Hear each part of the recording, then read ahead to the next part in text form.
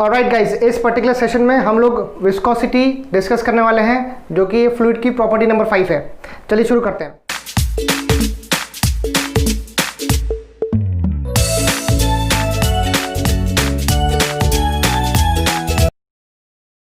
अगर मैं विस्कोसिटी को डिफाइन करूं तो विस्कोसिटी फ्लूइड की एक ऐसी प्रॉपर्टी है जो एक रेजिस्टेंस ऑफर कर रही है फ्लूइड को against the motion.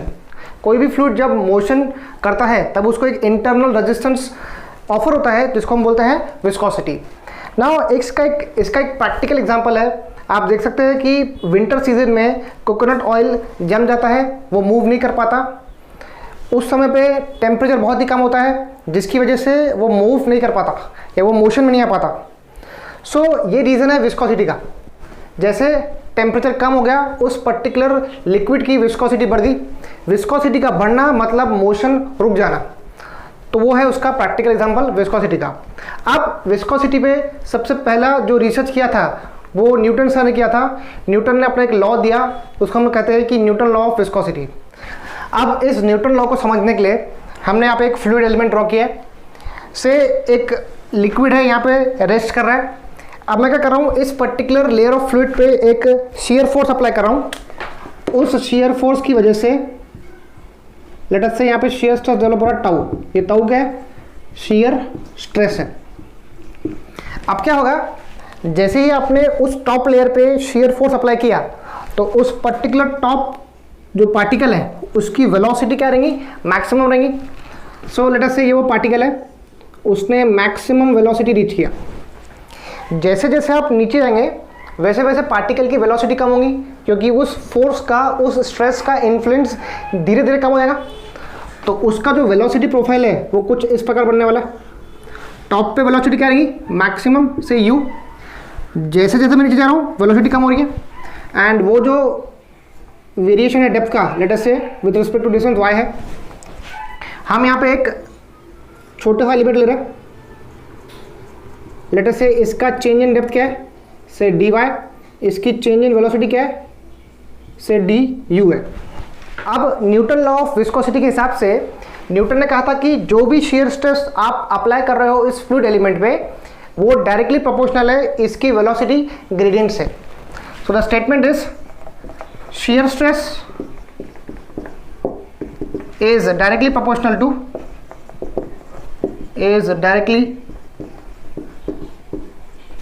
to velocity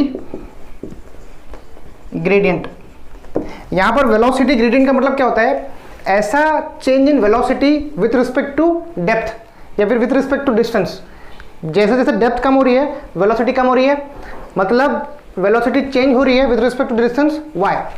So I can say that shear stress is nothing but tau. It is proportional to velocity gradient को हम बोलते हैं du by dy. तो ये वो है Newton law of viscosity which states that the shear stress it is proportional to velocity gradient, that is change in velocity per unit depth. अब इस पर्टिकुलर एक्सप्रेशन में अगर मैं ये प्रोपोर्शनलिटी का साइन हटाऊं, so tau it is equal to एक constant term में इंट्रोड्यूस कर रहा हूँ जिसको मैं बोलता हूँ mu into du by dy। So this mu is nothing but the coefficient of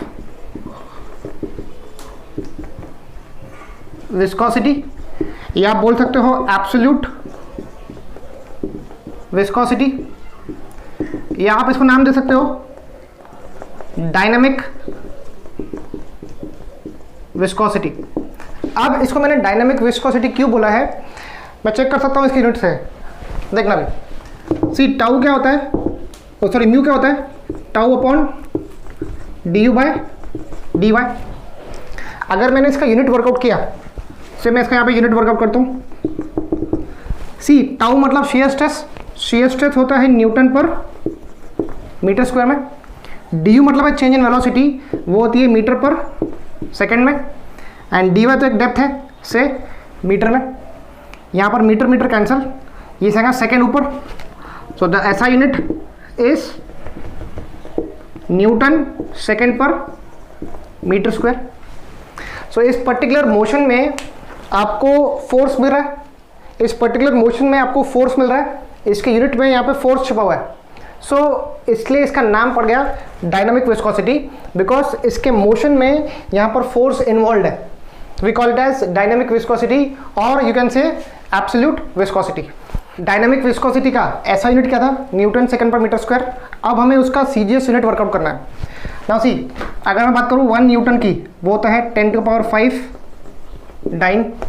ये ऐसा यूनिट है, ये है उसका CGS unit. And 1 metre square is nothing but 10⁴ centimetre square. So we are left with 1 newton second per metre square which is nothing but 10⁵. See, newton को मैं replace कर रहा हूँ डाइन से. सो 10⁵ dine second per 10⁴ centimetre square. So we are left with 1 newton second per metre square which is equal to, ऊपर में 10⁵ है, नीचे में 10⁴ है. 5 - 4 इज 1, बचेगा 10 dyne second per centimetre square. So 1 newton second per metre square is nothing but 10, इसको हम बोलते हैं poise. Dyne second per centimetre square is also known as poise. तो इसका सीजीएस यूनिट क्या बनता है? उसको आप पॉइस बोलो या फिर dyne second per centimetre square भी बोल सकते हो. एंड ये एक इंपॉर्टेंट ऑब्जेक्टिव है that 1 newton second per metre square is 10 poise. या आप बोल सकते हो newton per metre square is pascal. So 1 pascal second is nothing but 10 poise. This is one of the important objective in MPSC. अब जो next term है इसका नाम है काइनेमेटिक विस्कोसिटी. सी, डायनामिक विस्कोसिटी में एक फोर्स इन्वॉल्व था मोशन में. अब हम बोल रहे हैं काइनेमेटिक विस्कोसिटी. इसको पहले हम डिफाइन कर लेते हैं. It is dynamic viscosity. It is defined as dynamic viscosity per unit density of fluid. Per unit density of fluid. यहाँ पे डेंसिटी का मतलब होता है मास डेंसिटी. इसको हम डिनोट करते हैं न्यू से. इसको हम बोलते हैं न्यू, NU. जो डायनामिक विस्कोसिटी था उसको हम बोलते हैं म्यू, इसको बोलते हैं new. So it is nothing but dynamic viscosity, इसको बोलते हैं म्यू पर यूनिट डेंसिटी. डेंसिटी का मतलब होता है rho. So nu is mu upon rho. अगर मैं इसका यूनिट वर्कआउट करूं, सी यूनिट क्या रहेगा इसका? म्यू क्या था? म्यू था Newton second per metre square. And रो क्या है? Density, that is mass per unit volume. तो मास होता है केजी में, वॉल्यूम होता है मीटर क्यूब में. तो यहाँ से मीटर स्क्वायर और मीटर क्यूब कैंसिल हो जाएगा. तो ये टर्म तो कट गया. बचता है न्यूटन. न्यूटन होता है फोर्स. फोर्स होता है मास इनटू एक्सेलरेशन. मास से केजी, एक्सेलरेशन. सी, ये न्यूटन होता है force. This is force. Force is mass into acceleration. Mass होता है केजी में, एक्सेलरेशन होता है मीटर पर सेकेंड स्क्वायर में. सो केजी मीटर पर second square.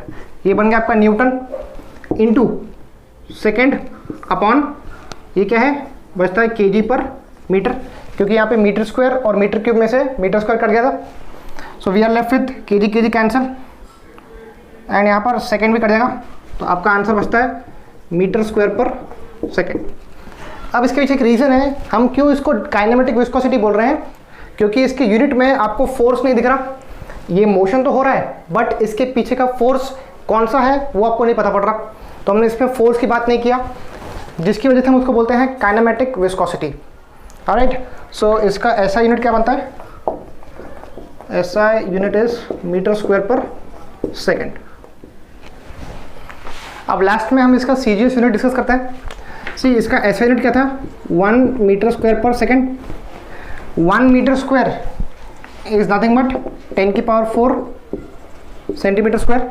So I can say that 1 metre square per second is 10⁴ centimetre square per second. This centimetre square per second is also known as stokes. इसको हम बोलते हैं Stokes. तो आपका 1 metre square per second क्या बनता है? वो बनता है 10⁴ स्टोक्स. ये बहुत ही इंपॉर्टेंट ऑब्जेक्टिव क्वेश्चन है एमपीएससी के लिए. सो इसका सीजीएस यूनिट क्या बनेगा?